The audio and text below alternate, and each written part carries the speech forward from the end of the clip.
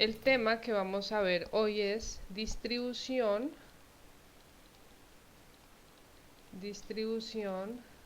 de la fuerza sísmica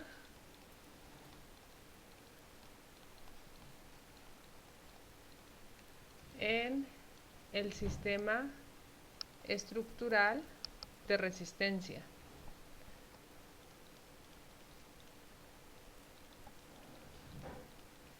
En específico, nosotros vamos a tener un sistema estructural de pórticos. Sin embargo, la metodología que vamos a ver funciona igual, ya sea para pórticos, para muros o combinados. Muy bien, entonces vamos a definir algunas hipótesis o condiciones iniciales para aplicar o generar esta distribución del sistema en el sistema de resistencia sísmica. Entonces miremos esas condiciones. Las condiciones que vamos a tener, primero es que vamos a hablar de un sistema para este curso estructural a base de pórticos.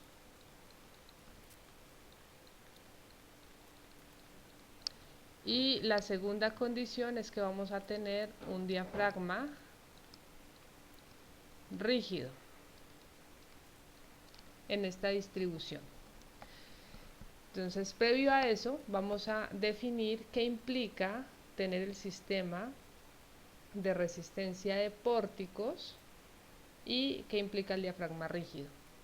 Respecto al sistema de resistencia de pórticos, nos interesa definir la rigidez lateral de un pórtico.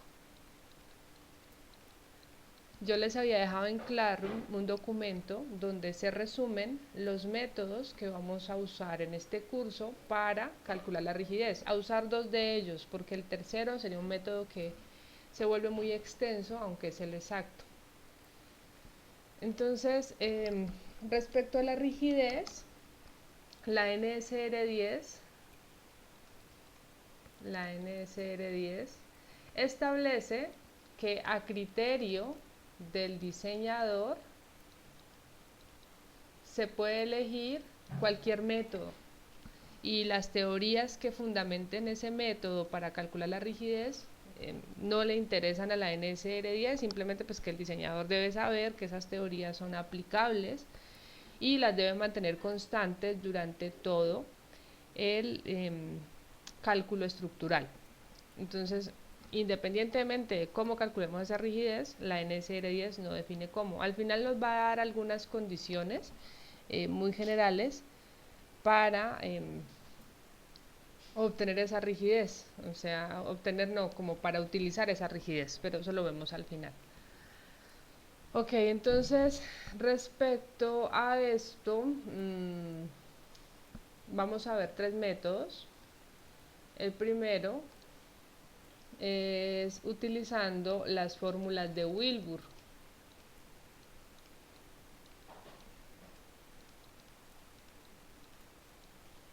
Fórmulas de Wilbur. Esas expresiones de Wilbur tienen algunas condiciones de aplicabilidad. Depende de la estructura, pero pues por la forma en la que vamos a analizar nuestras estructuras en este curso que es académico, digamos que se aplican muy bien esas hipótesis del método.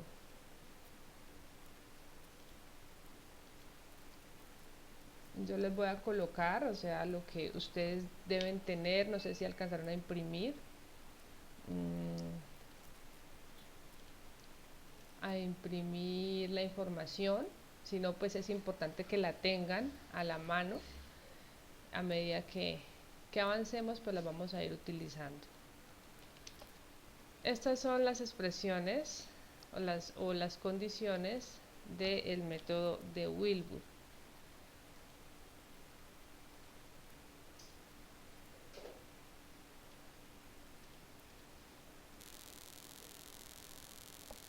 En las copias que ustedes tienen, entonces, por ejemplo, se define que funcionan muy bien para edificios de corte, edificios en los que podemos definir que las deformaciones axiales son muy pequeñas, despreciables.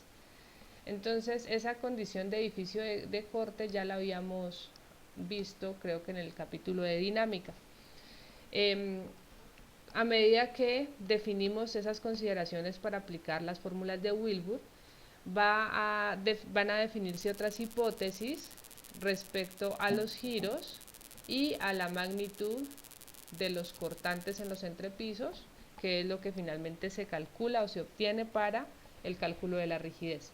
Algo también importante es que los marcos van a ser regulares, o sea, las estructuras tienen que ser regulares, construidos con elementos estructurales de sección transversal constante, es decir, de inercia constante, en toda la longitud del elemento. Esas, digamos, que son algunas restricciones pues para aplicar el método de Wilbur.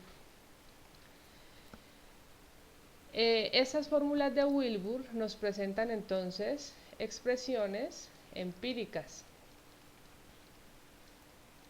para calcular esa rigidez de pórtico en cada nivel del pórtico.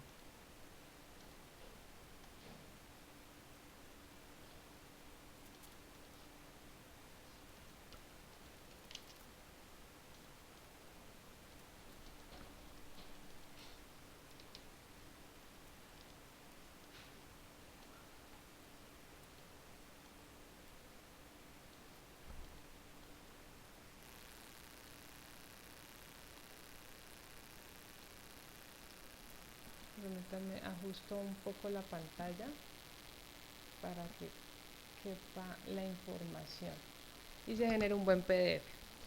Muy bien, entonces las fórmulas me dan dos condiciones. El primero es para columnas que son empotradas en la base, independientemente del número de pisos. Va a ser entonces el modelo empotrado en la base.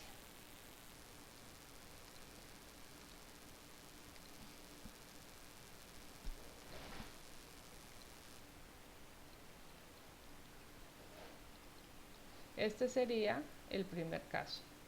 Entonces, cuando tenemos columnas empotradas en la base, la fórmula de Wilbur nos da una expresión para calcular la rigidez en el primer piso, R sub 1, una expresión para calcular la rigidez en el segundo piso, R sub 2, y una expresión para calcular la rigidez en pisos intermedios. Ay, Dios santo.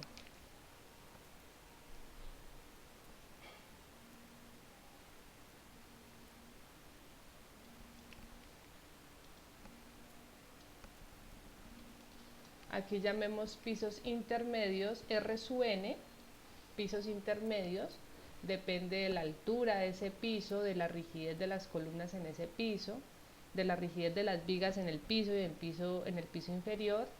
Y finalmente una expresión para calcularla, a este llamémosla n-1, para calcular la rigidez en el piso n. Para eso se debe utilizar la información que se presenta en este enunciado, y es que se utiliza la misma expresión de pisos intermedios, colocando en lugar de 2hn-1 solamente h-1 y haciendo hn+1 igual a 0. Entonces voy a colocar esa expresión para que la completen en su hojita de rigidez, que sería la que hace falta, pues solamente que sale de esta condición en el último piso.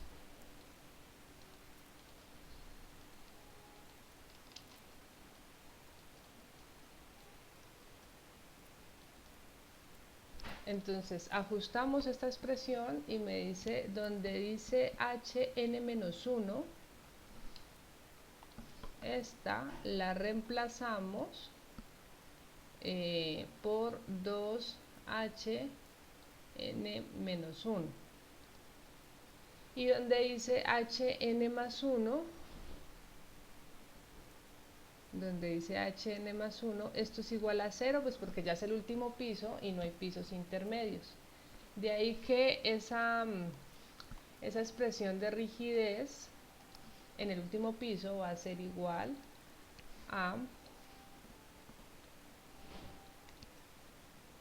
h sub n, que es la altura del piso, por 4 veces h sub n, la altura del piso, sobre la sumatoria de la rigidez de las columnas en ese piso, más 2h sub n menos 1 más h sub n sobre sumatoria de la rigidez de las vigas en el nivel inferior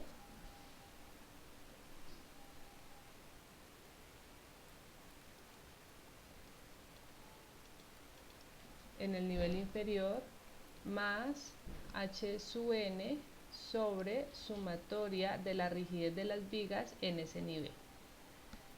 Todo esto divide un término constante de 48 veces el módulo de elasticidad.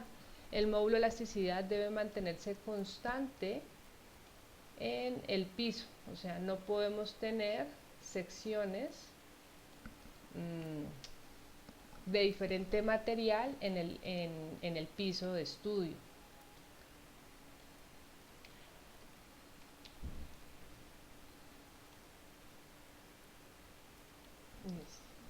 Esa sería la expresión entonces para el caso de columnas empotradas.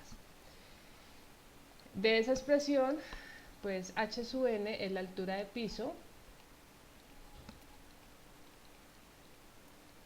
altura del piso n, h sub n menos 1, altura del piso inferior. ¿Qué más tengo? Rigidez, kc sub n, va a ser la sumatoria de la rigidez de columnas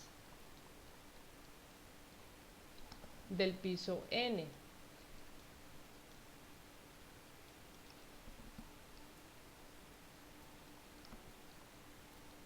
Del piso n. Sumatoria de K sub B n, sumatoria de la rigidez de las vigas del piso n. Y esa expresión del cálculo de la rigidez es una rigidez efectiva, o sea, la rigidez de las columnas y de las vigas es una rigidez efectiva.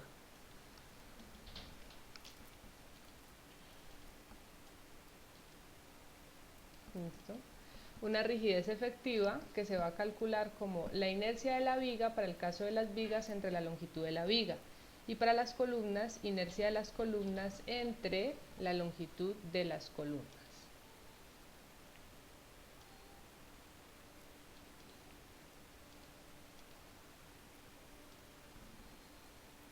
Algo importante, la pregunta me la hicieron ayer en clase, y para que quede claro de una vez, digamos que tengo este pórtico,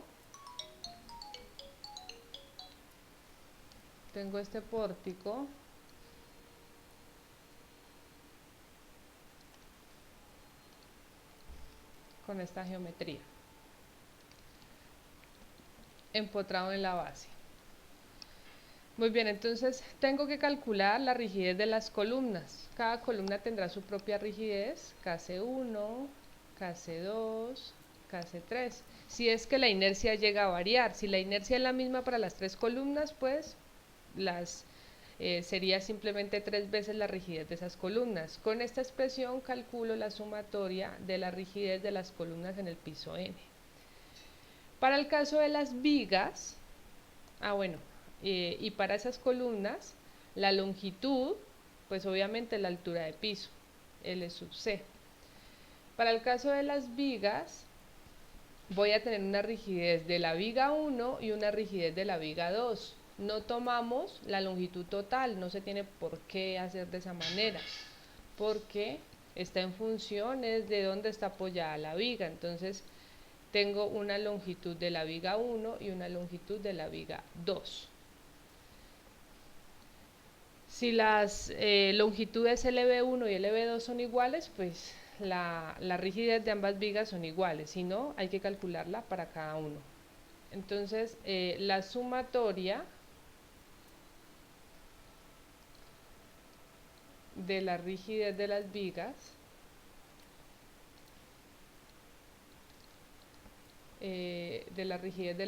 sería pues para equivalente a esas dos vigas, y así dependerá de cómo sea la geometría del pórtico para calcular esa rigidez del pórtico.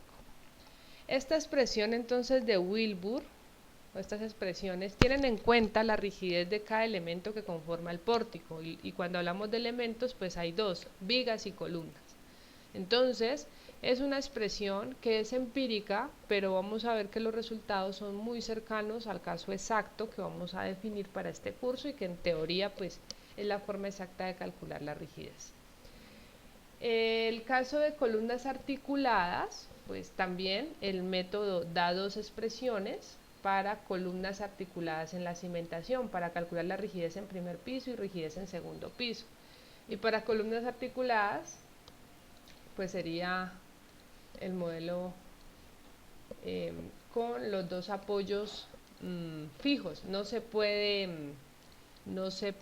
apoyo móvil, porque se vuelve inestable para el efecto de una carga lateral. Entonces sería con los dos apoyos fijos. Este sería el segundo caso para el cálculo de las rigideces con Wilbur. Hay que ver pues en cómo vamos a tener los apoyos, si empotrados o articulados. Muy bien. Ese sería el primer método que voy a presentar. Es el que en las referencias del método de la fuerza horizontal equivalente se puede utilizar en mayor medida, porque pues calcula la rigidez con los elementos que conforman el pórtico de una manera mucho más ágil que la forma exacta. El método más ágil, mucho más ágil que el anterior, es utilizando las expresiones del edificio de corte. Es lo más fácil que hay, pero no es el mejor. Con este método se obtienen valores de rigidez muy altos y no nos conviene trabajar con un modelo muy rígido, porque nos estaría diciendo falsamente que la estructura se desplaza muy poco si la rigidez es muy alta. Y si el concepto teórico exacto para calcular la rigidez dice que la rigidez es menor, pues utilizar esas expresiones nos llevaría a un error. Sin embargo, cuando pues no habían computadores y había que buscar la mejor forma para modelar, pues este método se utilizaba mucho, y hoy en día se utiliza mucho por la parte académica, por la agilidad que representa. El modelo del edificio de corte, recordemos que implica que a nivel de los entrepisos tenemos elementos lo suficientemente rígidos como una losa o el sistema de amarre de vigas que me uniformizan los desplazamientos en ese nivel.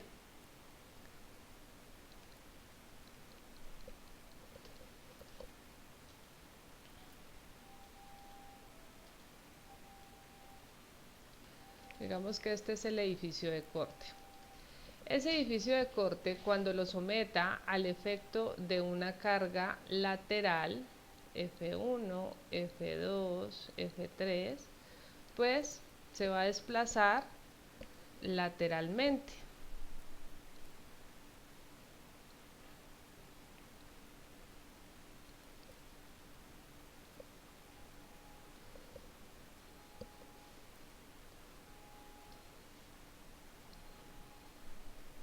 Muy bien. Así que lo que hace el modelo del edificio de corte es analizar solamente una columna. Y dice, mira, para ese modelo se asume que esa columna está doblemente empotrada en los extremos.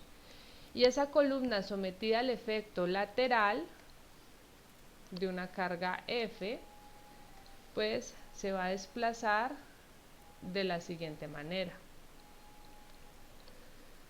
Se genera un desplazamiento delta. Muy bien. Así que la rigidez de esa columna sería igual a la fuerza que se le aplica sobre el desplazamiento, concepto de rigidez. Se puede demostrar con la ecuación de la elástica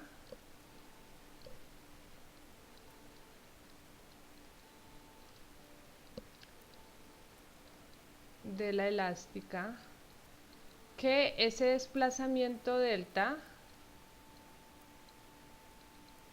es igual a la longitud de la columna al cubo,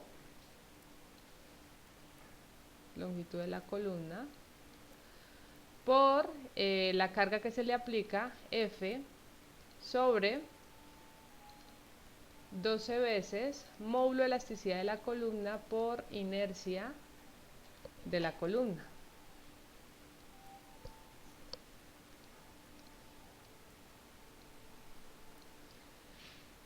Inercia de la columna. Y por lo tanto,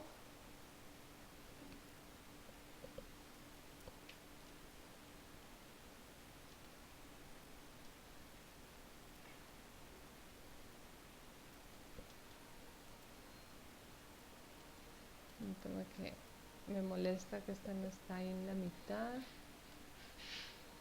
No.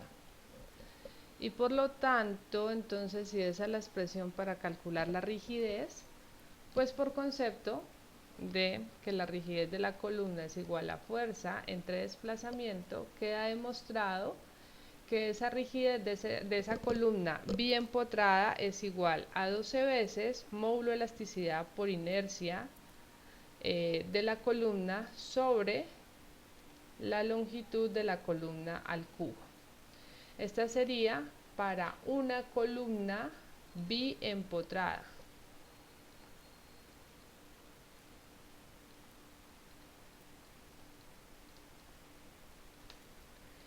Y el método del edificio de corte se asume, para el edificio de corte, se asume que las columnas aportan en mayor porcentaje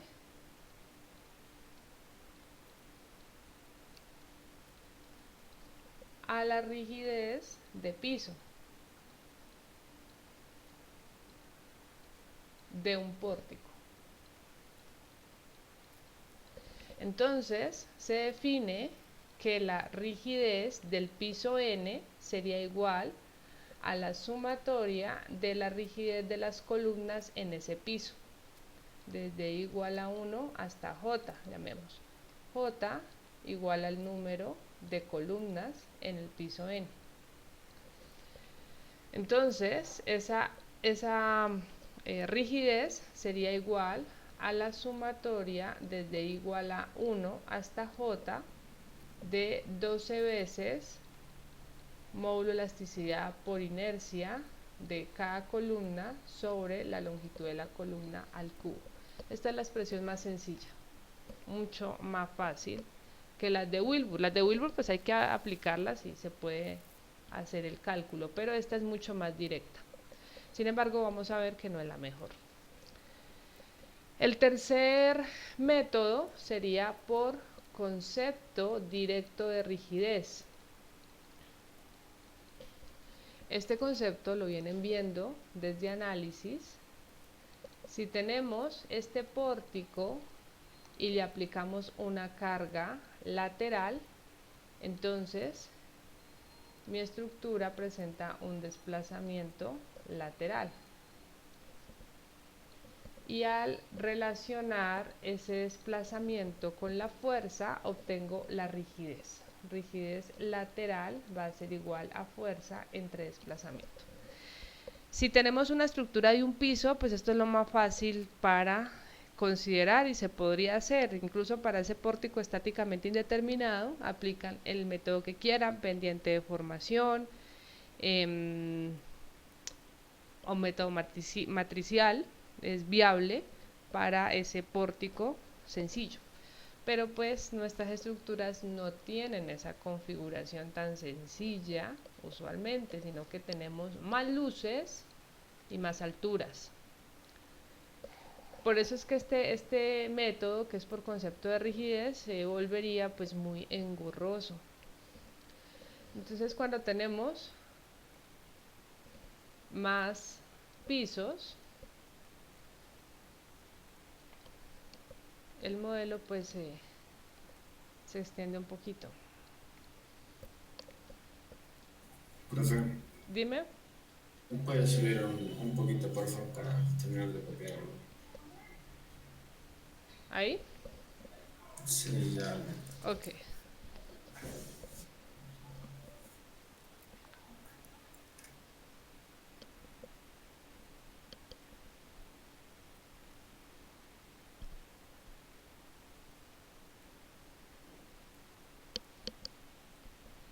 Ya, gracias.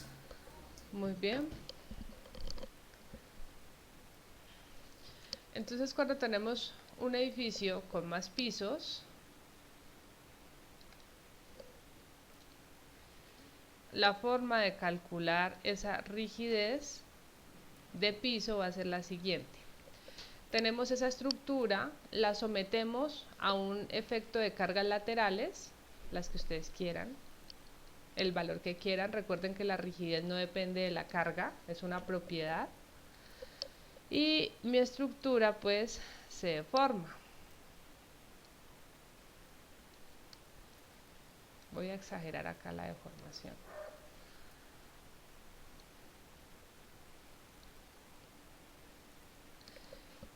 Con análisis estructural y con el método que quieran, pendiente de formación matricial, calculamos estos desplazamientos laterales totales. Evidentemente hacer esto a mano pues no tiene sentido, y menos para lo que estamos haciendo acá, pues porque necesitamos más cálculos y se nos iría medio día calculando esto con matricial o un poco más. Así que aquí no hay otra alternativa que utilizar un software.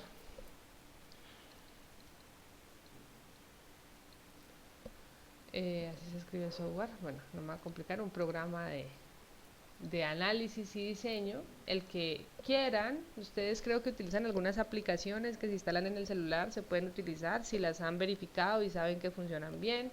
Si no, pues los programas que ofrecemos en la línea de énfasis de estructuras, que son SAP, ETABS o programas que son del propio departamento. Entonces utilizamos programas de análisis. Con esos programas calculamos esos desplazamientos. Y luego calculamos otro concepto que vimos desde análisis estructural, lo que es la deriva. La deriva es el desplazamiento relativo de piso, lo que se mueve el piso en la parte superior menos lo que se mueve el piso en la parte inferior.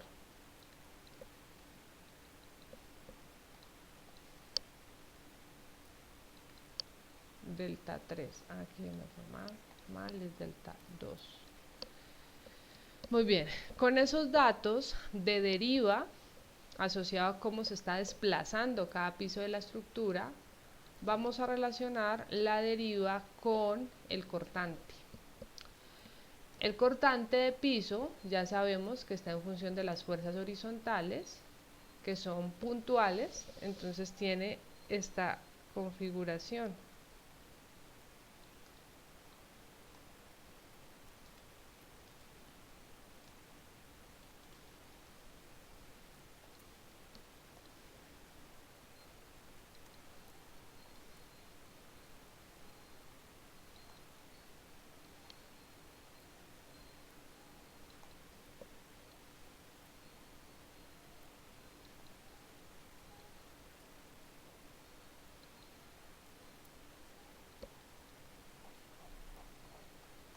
Ahí está.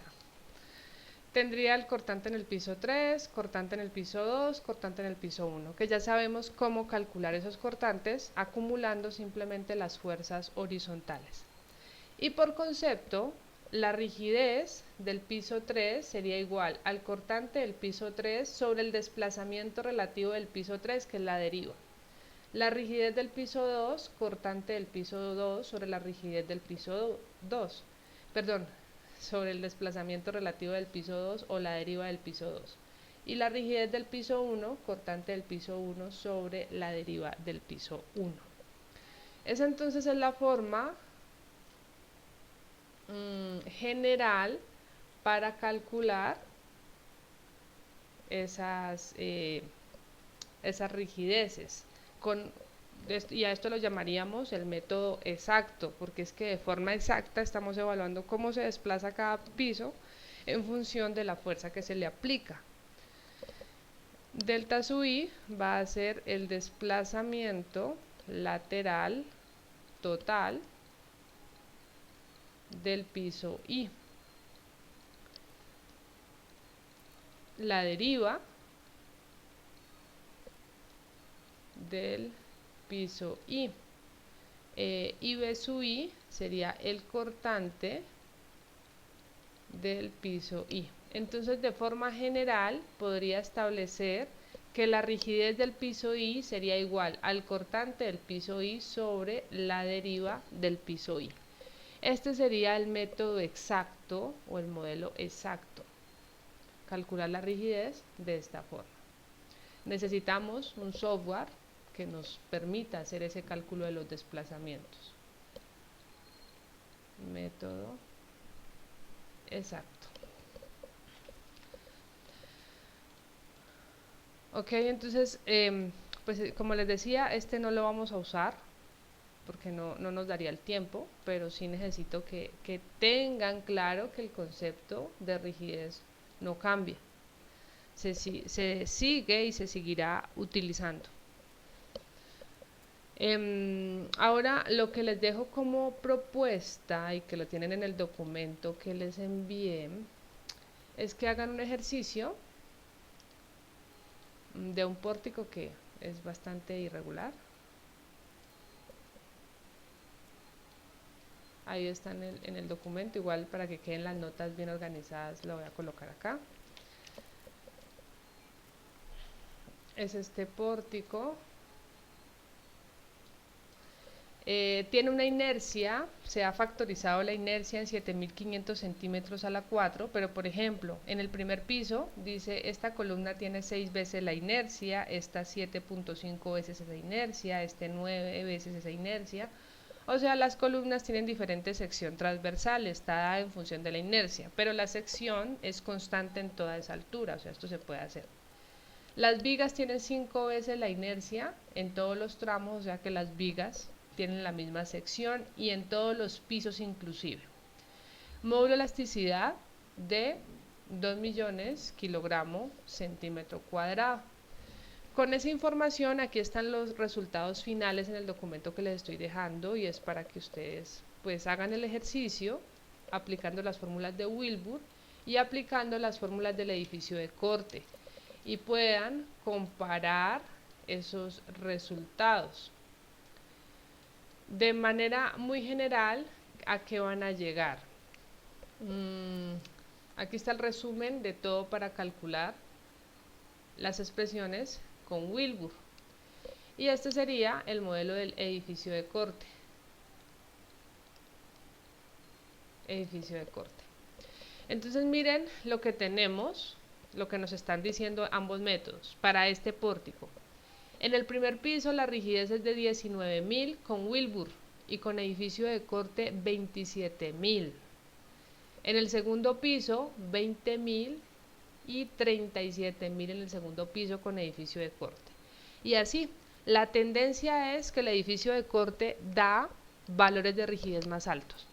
Entonces, si a ustedes les gusta esto, que yo espero que les guste las estructuras, les diría, utilicen un programa cualquiera en el que sepan que pueden montar un pórtico y que los resultados pues son creíbles y montan este pórtico utilizando una expresión de inercia aproximada a este valor, o si quieren lo calculan de esa forma y cambian las inercias acá para Wilbur y edificio de corte, como quieran.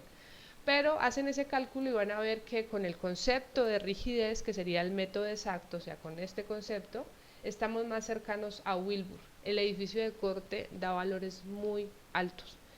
Eso no es bueno, o sea, sería un modelo muy rígido, demasiado rígido para condiciones evaluadas de forma un poco más exactas. Ya sabemos que la rigidez ya con la que queda construida la estructura, esa no es tan cierta, el modelo depende de muchas cosas, pero necesitamos al menos que en el modelo teórico tengamos datos de los cuales pues podamos o con los cuales podamos confiar.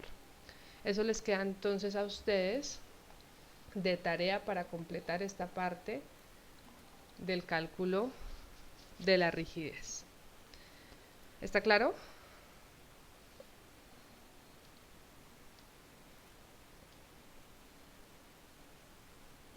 Ok, entonces vamos ahora, yo les decía en un principio, lo que vamos a suponer es sistema estructural de pórticos, ya definimos cómo calculamos la rigidez de pórticos y ahora vamos a ver lo que es el diafragma rígido. Para entender lo que es el diafragma rígido, vamos a ver los tipos de diafragmas de piso. Tipos de diafragmas de piso. Tenemos dos tipos, el rígido y el flexible.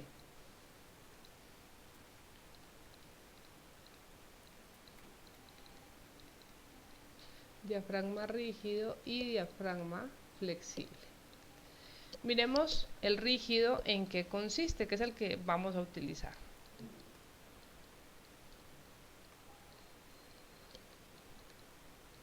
Diafragma rígido. Muy bien, ese diafragma rígido va a tener una estructura que se va a comportar de la siguiente manera.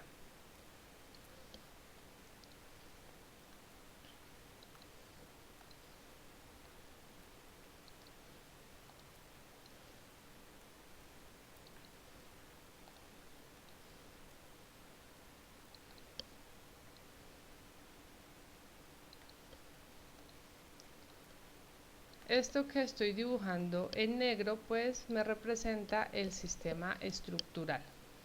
Entonces digamos que le voy a colocar un diafragma lo suficientemente rígido acá arriba para garantizar que los desplazamientos en el piso se uniformicen.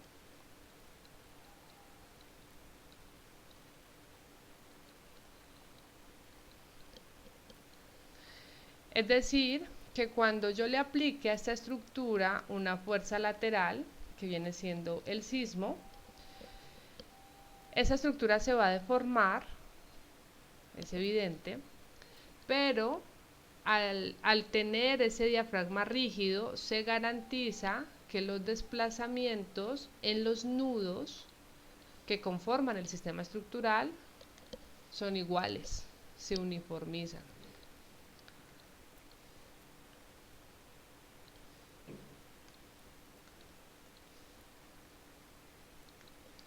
Entonces, el desplazamiento en este nudo es delta sub i, en este nudo delta sub i, en este nudo delta sub i y aquí delta sub i. Visto en planta,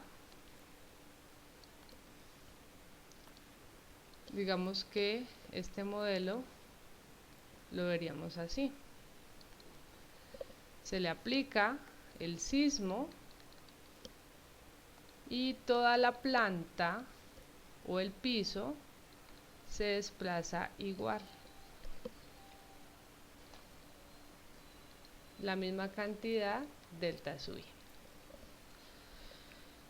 Con esta condición, o sea, al tener el diafragma rígido, se garantiza lo siguiente.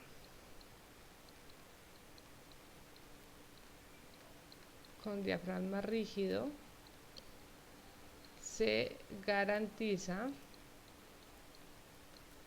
que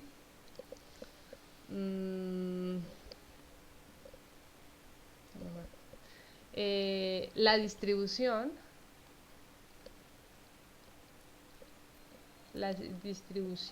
de la fuerza sísmica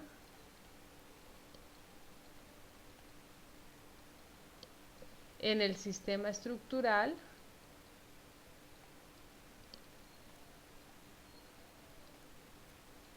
es función de la rigidez.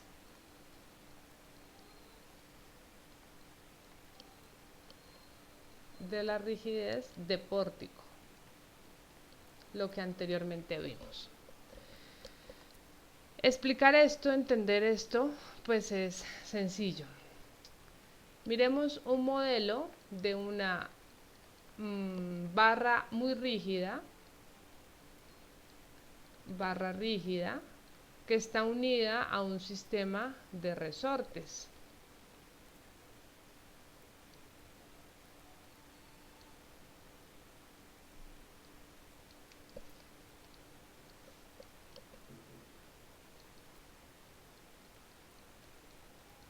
Muy bien. Entonces, si a esa barra rígida le aplico una fuerza, pues ya sabemos que mi estructura, en este caso, responde con los resortes. Y los resortes están representando el pórtico.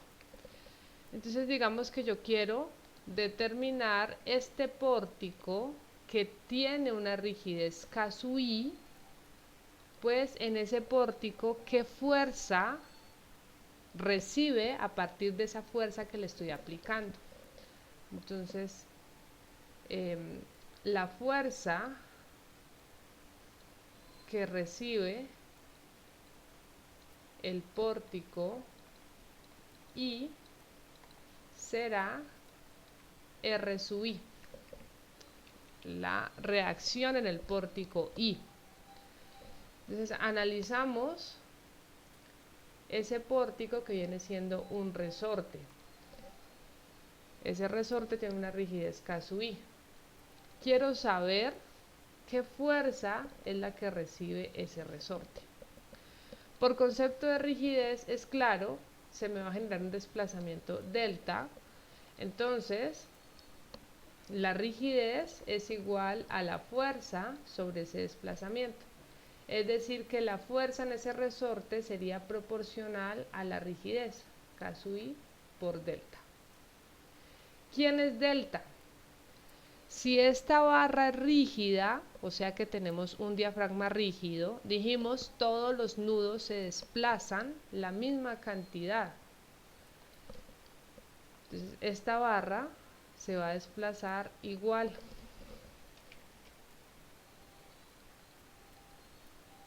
Todos los pórticos se van a deformar la misma cantidad, delta. De modo que para el sistema en general,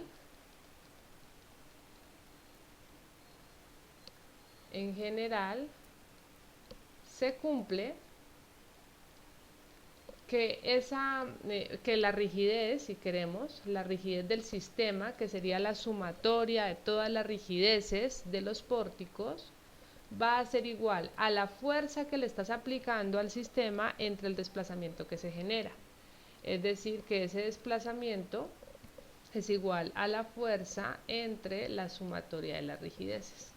Ese es el desplazamiento en todos los resortes.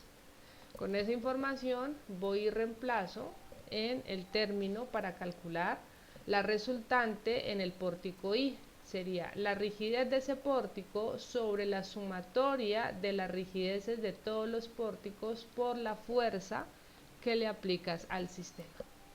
Esta es la expresión para calcular lo que recibe cada pórtico de esa fuerza sísmica que le está aplicando o que se le está aplicando a la estructura.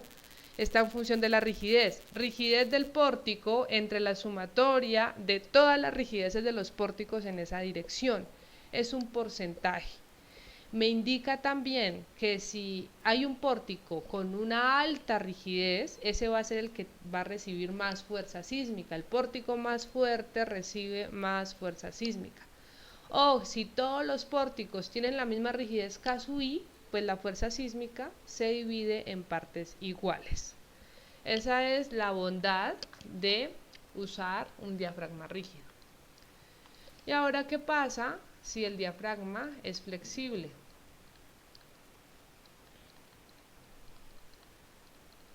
Con el diafragma flexible, entonces, la condición es que no se uniformizan los desplazamientos.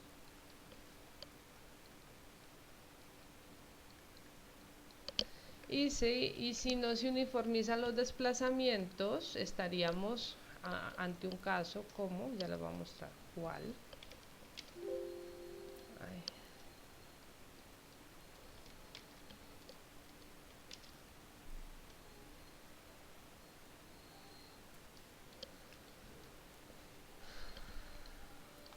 Lo que está en negro es el sistema estructural.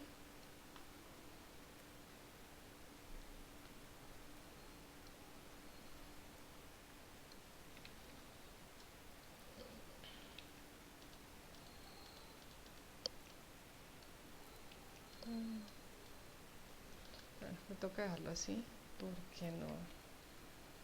Voy a acercarme más.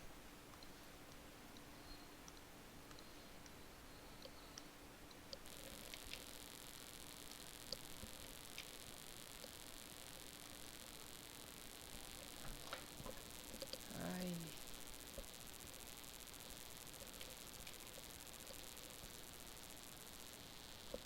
Ahí ya.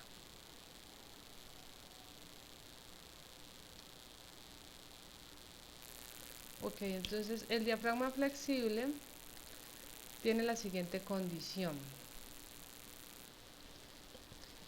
Digamos que tenemos un sistema de cubierta que está conformado por perfiles de lámina delgada, perfiles delgados.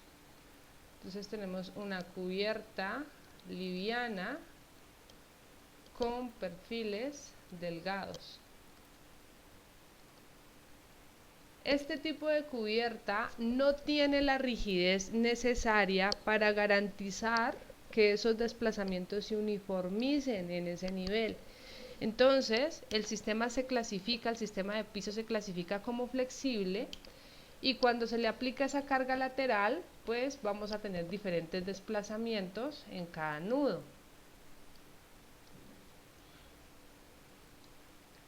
Usualmente se genera torsión.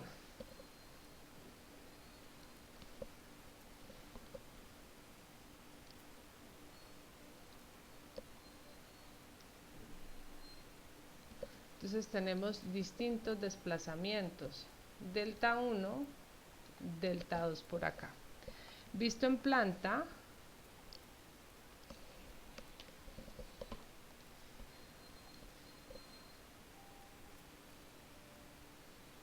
tendría la siguiente condición. Digamos que así se veía la estructura sin deformarse, y una vez se deformó,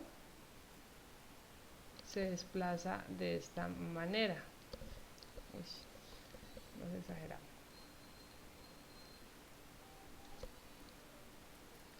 De modo que se genera un desplazamiento delta 1 aquí, delta 2 aquí, y por aquí tenemos un desplazamiento máximo. Una forma para evaluar numéricamente la presencia de un diafragma flexible es cuando comparamos esos desplazamientos, y se da el caso que el desplazamiento máximo es mayor a 2 veces el desplazamiento promedio, y ese desplazamiento promedio pues va a ser igual a delta 1 más delta 2 entre 2. ¿Listo? Si analizo esos dos nudos, o si se quieren meter los 4 nudos de la estructura, pues se puede meter. Pero entonces esta condición es muy flexible y pues el hecho de no tener desplazamientos uniformizados, al menos en los pórticos en el mismo plano, me genera problemas para el análisis. En el caso de tener esta condición y pues no tener otra alternativa que utilizar diafragma flexible en el cálculo, se establece que con diafragma flexible la distribución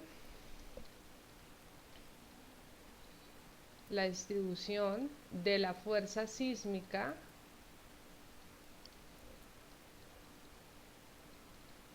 en el sistema de piso, perdón, en el sistema estructural, se puede realizar aproximadamente por anchos aferentes.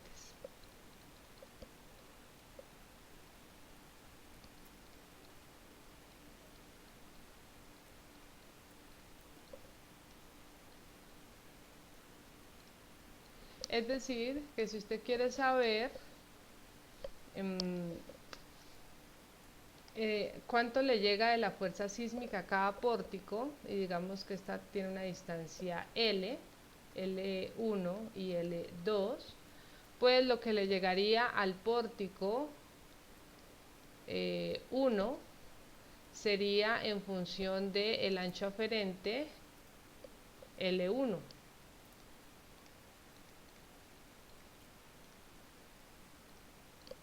L1 para el pórtico 1, o para calcular el cortante en el pórtico 2 sería también en función del ancho aferente L sub 2. ¿Listo? Es una aproximación, no es exacto. Y miren que si el pórtico 1 es más rígido que el pórtico 2, no interesa, o sea, como que solamente por anchos aferentes se haría esa distribución y pues por eso es aproximado.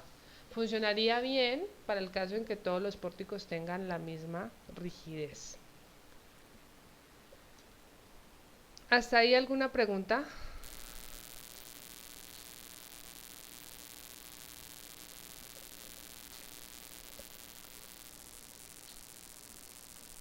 Muy bien, entonces ya vimos las condiciones que vamos a utilizar para el caso de rigidez de pórtico y tipo de diafragma de piso. Ahora vamos a ver los movimientos en una estructura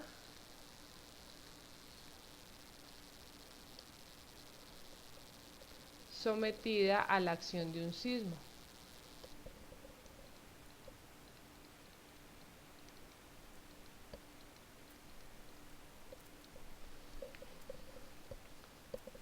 Muy bien.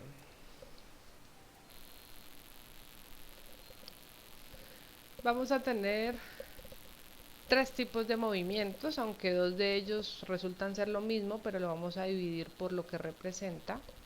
El primero le vamos a llamar el movimiento traslacional.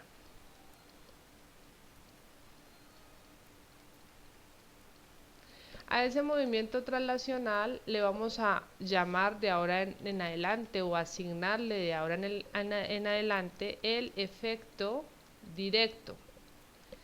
¿Qué es el efecto directo? Va a estar asociado a un cortante directo. Ese es el efecto directo asociado al movimiento traslacional. ¿En qué consiste este efecto directo?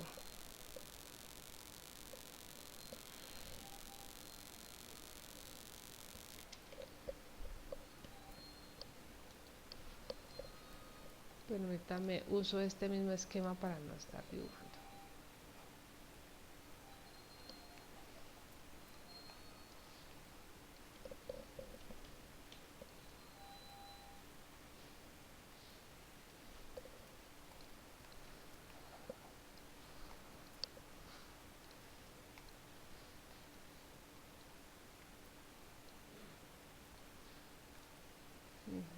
puedo borrar.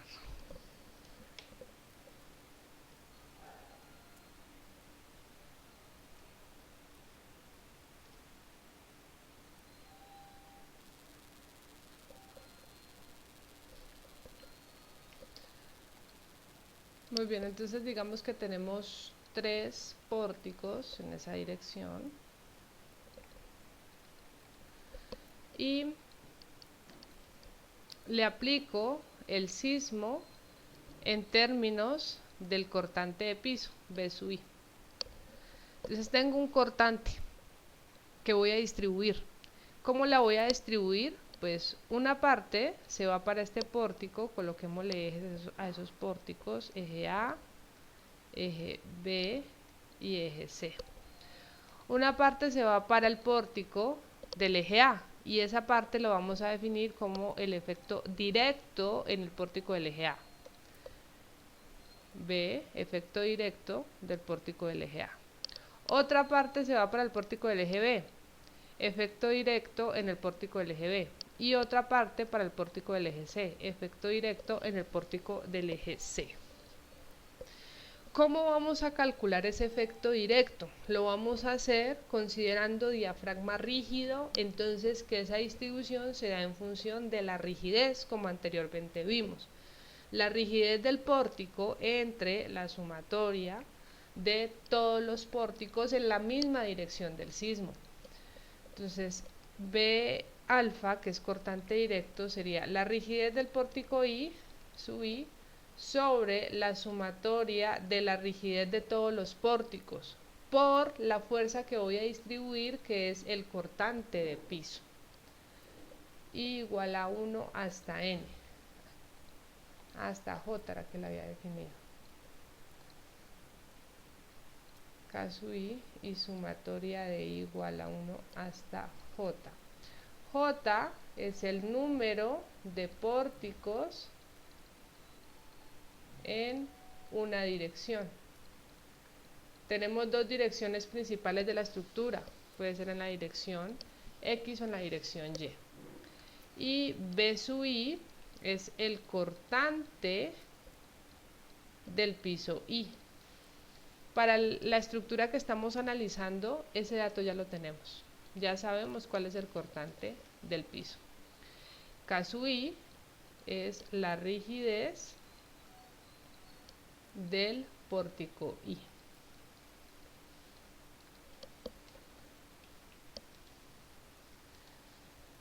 Okay, entonces miren, ese es el primer efecto que vamos a considerar en una estructura. Efecto directo. Vamos a ver ahora el movimiento rotacional.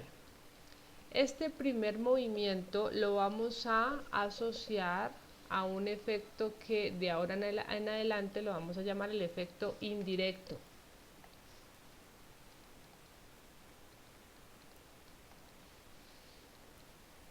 Y el efecto indirecto lo vamos a representar por un cortante que vamos a llamar B sub T, que va a ser el cortante indirecto. Ya les voy a decir por qué se le llama indirecto. Muy bien. Entonces, para esta misma estructura sometida a la acción de un sismo, y para este movimiento ya no voy a hablar de cortante, sino de fuerza sísmica, de F sub S sub I, la fuerza sísmica en el nivel I. Ya vimos que el movimiento rotacional está generado o va a estar generado cuando hay torsión en la estructura. Entonces aparece una torsión en la estructura, M sub T. Esa torsión se da porque el centro de masa no coincide con el centro de rigidez. Digamos que aquí está el centro de masa, otro color que se vea, centro de masa, y por acá está el centro de rigidez. Entonces hay una excentricidad y se genera esa torsión en la estructura. Vista en planta, yo diría, esta es mi estructura sin torcerse.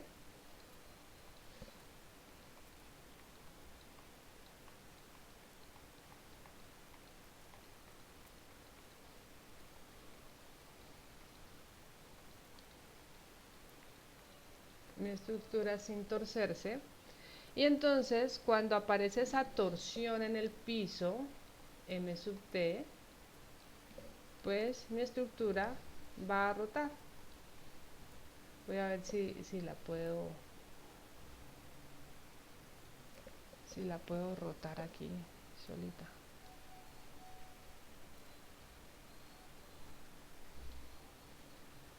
A ver, girar 45, eso está perfecto.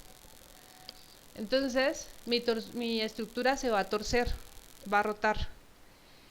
Yo les pregunto, para ustedes, ¿cuál sería el eje de rotación? O sea, el eje de rotación va a estar descrito por un ángulo de torsión o de rotación. Teta. Teta es el ángulo, teta sub t, ángulo de torsión. ¿Cuál sería el eje sobre el cual rota esa estructura? Un punto. ¿Sobre cuál punto rota la estructura? Hay dos puntos, centro de masa o centro de rigidez. ¿Sobre cuál creen que rota la estructura?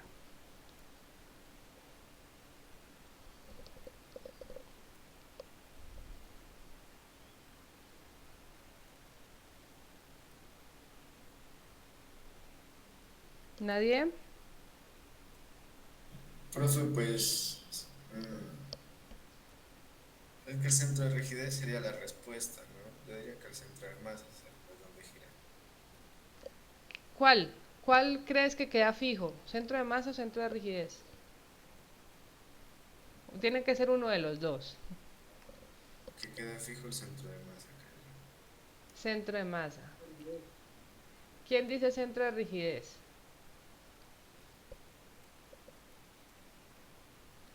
Centro de rigidez, profe. ¿Por qué dices que el centro de rigidez?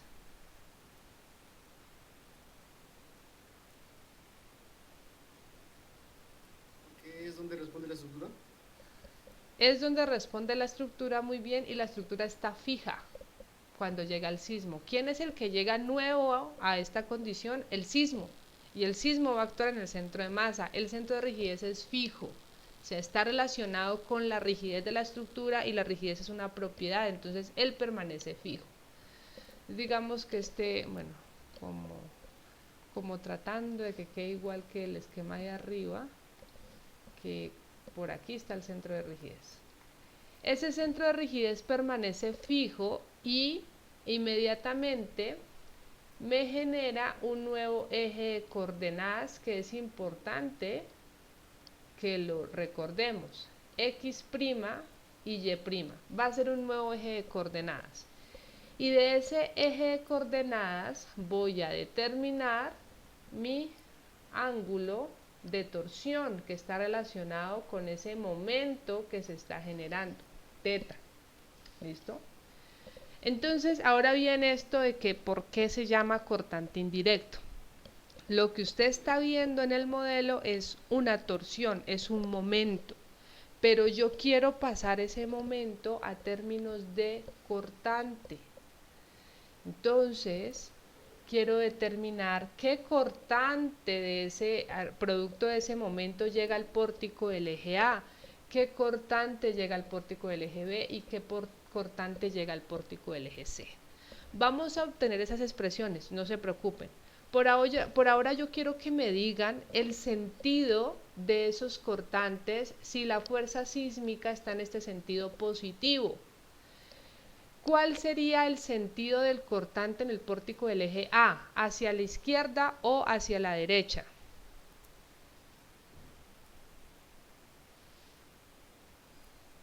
Recuerden, el punto fijo de rotación es el centro de rigidez. Entonces ese cortante, ¿hacia dónde va? ¿Izquierda o derecha? Sin miedo, así se equivoque, no pasa nada.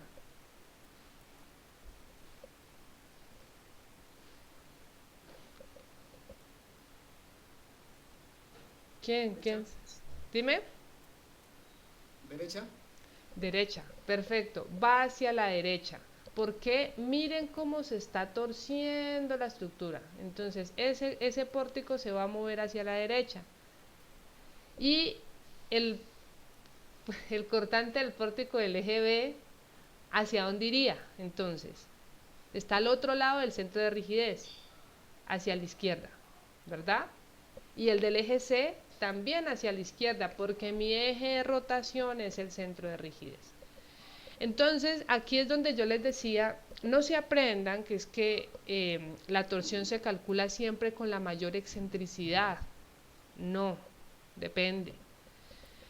Esta torsión que estoy representando aquí, cuando yo sume el efecto directo y el efecto indirecto, miren lo que pasa con los cortantes del pórtico C y B. Se resta. El cortante indirecto entra a restarle a ese pórtico. Entonces uno diría, bueno, ahí no me conviene ese sentido de la torsión, lo cambio. Pero este sentido de la torsión sí me conviene para el pórtico del eje A, porque está diciendo que ambos van en el mismo sentido y se suman los efectos. Entonces ese sentido de torsión le conviene al pórtico del eje A para determinar los máximos efectos en ese pórtico, pero no le conviene a los pórticos del eje B y C. Sin embargo, para la torsión en los pórticos del eje B y C, pues busco la forma de invertir esta torsión moviendo el centro de masa, como ya vimos, hacia un lado o hacia el otro, de modo que se me genere la torsión inversa. Si es que se logra generar, puede que no. Entonces eso dependerá y depende mucho del tipo de la estructura, de la localización de ese centro de masa y de centro de rigidez. Aquí tendría el pórtico del eje A indirecto, pórtico indirecto, pórtico del eje A, cortante indirecto, pórtico del eje B y cortante indirecto, pórtico del eje C. Quiero determinar cómo se calcula ese cortante indirecto. Está en función de la torsión, eso es lo único que sé, o sea, hay torsión, hay un momento torsional. La forma de encontrar esa expresión es la siguiente. Volvemos a nuestro modelo de una barra rígida unido a un resorte, este modelo.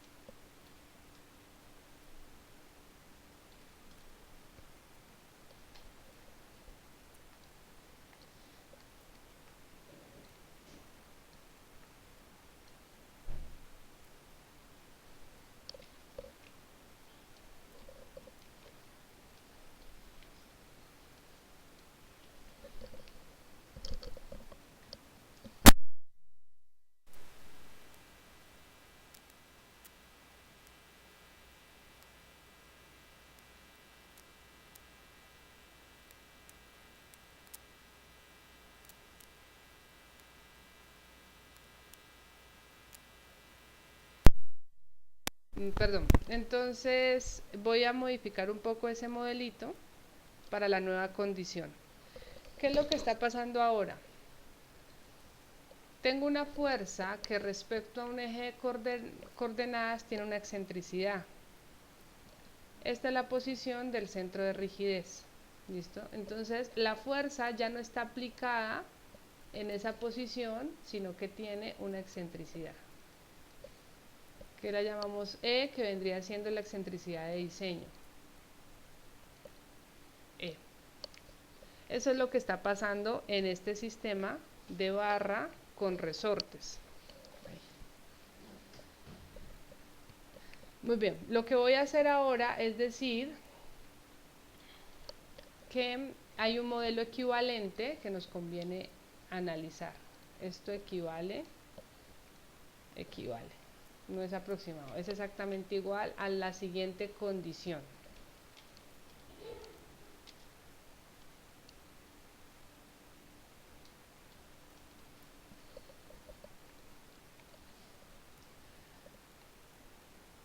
vamos a decir que la fuerza se sigue aplicando en el centro de rigidez. Es colineal. Entonces hasta ahí pues no hay nada equivalente. Pues bien, le vamos a sumar un efecto de un momento, m sub t, tal que ese momento es igual a la fuerza por la excentricidad. Inmediatamente, ¿qué le pasa al modelo?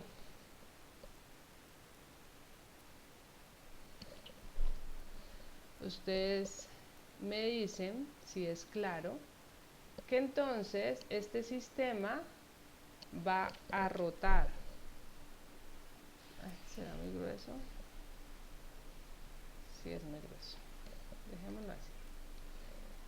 Este sistema va a rotar de la siguiente manera, o sea, esa barra va a tener esa rotación, de modo que aquí se me genera mi ángulo teta t, el ángulo de torsión o de rotación, que es lo mismo. Yo les pregunto ahora, en esta condición, en esta nueva condición, ¿será que todos los resortes se forman igual cuando hay torsión?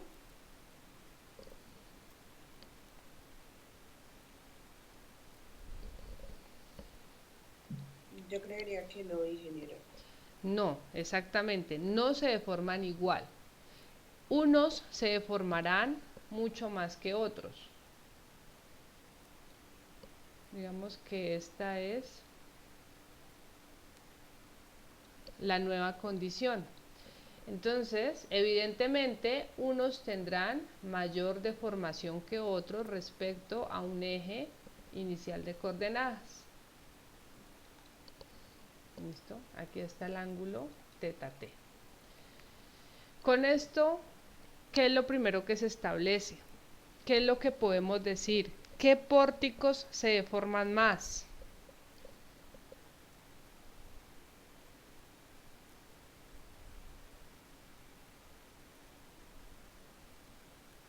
¿Qué pórticos? Los del extremo, los de la parte central, ¿cuáles se deforman más? Creo que se deforman más los de los extremos, profe. Perfecto. ¿Y qué? El extremo que se formaría menos también sería al lado para donde sea la torsión. No, o sea, aquí hay una, o sea, es claro, los dos se deforman igual. Aquí hay una deformación que es de alargamiento y aquí hay una deformación que es de acortamiento, pero ambos se están deformando, ¿listo? Los pórticos que se deforman menos son los que están más cercanos a qué punto.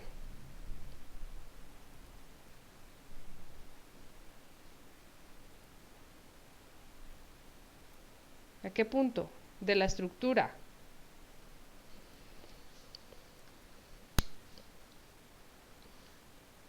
Ese punto es el centro de rigidez. Ahí la deformación va a ser muy pequeña. ¿Listo? Una deformación muy pequeña. Entonces, el concepto para el momento torsor es que los pórticos que están más alejados del centro de rigidez son los que van a recibir más cortante. Y los pórticos que están cercanos al centro de rigidez reciben menos cortante. Por lo tanto, si un pórtico coincide exactamente con el centro de rigidez, ¿cómo es el cortante indirecto en ese pórtico? ¿Igual a qué?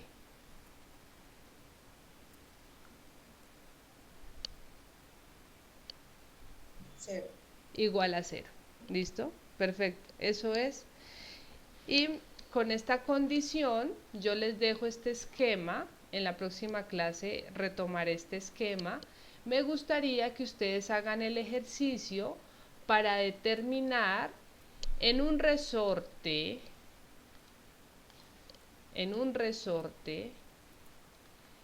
que se le genera un desplazamiento delta sub i, entonces, ¿cuál es la fuerza que le llega a ese resorte? Que va a ser función de la rigidez, como se hizo para el caso directo. Pero ahora la deformación ya no es constante, es la deformación en ese resorte. Me interesa determinar quién es R sub I. Cuando se defina R sub I no es otra cosa que el cortante indirecto. ¿Listo? Con esto retomamos en la próxima clase, pero les pido el favor que vayan viendo cómo ustedes calcularían o se imaginan que se puede calcular ese cortante indirecto debido a la torsión.